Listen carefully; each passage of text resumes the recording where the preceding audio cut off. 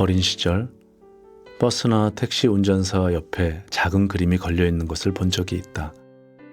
그 그림에는 머리 긴 예쁜 소녀가 하늘을 우러르며 기도하는 모습과 오늘도 무사히라는 글이 쓰여 있었다. 아마도 전쟁터 같은 위험한 도로를 달며 무사 안녕을 염원하는 마음을 표현했으리라. 그런데 그 그림 속의 소녀가 누구인지 나중에 알게 되었다. 그는 바로 하나님의 사람 사무엘이었다. 긴 머리 탓에 소녀로 생각했지만 나시린 서원을 하여 긴 머리를 갖고 있었을 법한 소년 사무엘을 그린 것이다. 오랫동안 불임의 고통을 겪던 어머니 한나의 기도와 서원으로 태어나 어린 시절부터 제사장 엘리의 시종으로 하나님을 섬기며 성장한 사무엘은 평생을 기도 속에서 하나님의 사람으로 살았다. 이같이 사무엘은 기도의 사람으로 알려져 있다. 사무엘은 하나님 앞에서 이스라엘 민족을 위한 기도와 가르침으로 평생을 살았다. 격동의 세월 속에서 하나님의 사람으로 살았던 사무엘은 우리가 이 마지막 때를 어떻게 살아야 할지 교훈해 준다. 나는 너희를 위하여 기도하기를 쉬는 죄를 여호와 앞에 결탄코 범치 아니하고 선하고 의로운 도로 너희를 가르칠 것인즉. 사무엘상 12장 23절 말씀. 사무엘은 단지 가르친 것이 아니고 자신이 가르칠 대상을 위하여 하나님 앞에 중보의 기도를 했다. 우리는 세상에 복음을 전하고 가르쳐야 할 사명을 갖고 존재한다. 기독교의 진리는 전도를 통해 전해진다. 가르치고 배워야만 믿어야 할 대상과 내용을 알게 된다. 믿기 위해서는 가르쳐야 하고 배워야만 한다.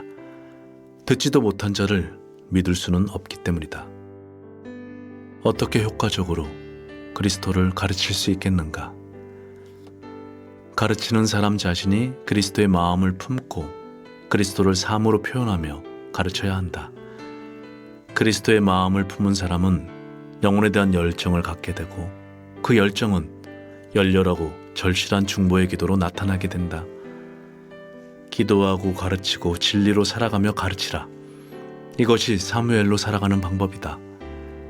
또한 사무엘은 이스라엘을 위하여 기도하되 그 기도를 결코 쉬지 않았다.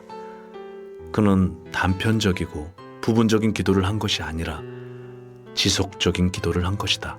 심지어 사무엘은 기도를 쉬는 것을 죄로 여기기까지 했다. 죄는 곧 살인, 간음, 도둑질과 같이 적극적으로 행동하는 것만이 죄가 아니다. 마땅히 해야 할 의무를 수행하지 않는 것도 죄다. 예를 들면 국방의 의무를 저버리거나 내야 할 세금을 내지 않는 것도 죄가 된다. 이같이 하나님 앞에서 거룩한 의무를 수행하지 않는 것도 당연히 죄가 된다. 사무엘이 기도하기를 쉬는 죄를 결단코 범치 아니하고 라고 표현한 것처럼 그는 자기 자신에 대한 굳은 의지와 결심을 가지고 자칫 소홀해지기 쉬운 중보의 기도를 결코 멈추지 않았다. 기도의 사람 사무엘은 마지막 시대를 살아내야 하는 그리스도인들이 세상에 대하여 또 교회에 대하여 어떻게 살아야 할지 예표로 보여준다. 성도들이여, 매일의 삶을 기도로 숨쉬며 하나님 앞에서 교회를 위해서 살아가자. 서도석 목사님의 단상, 멈춰서는 안 될 것, 영혼의 호흡, 기도였습니다.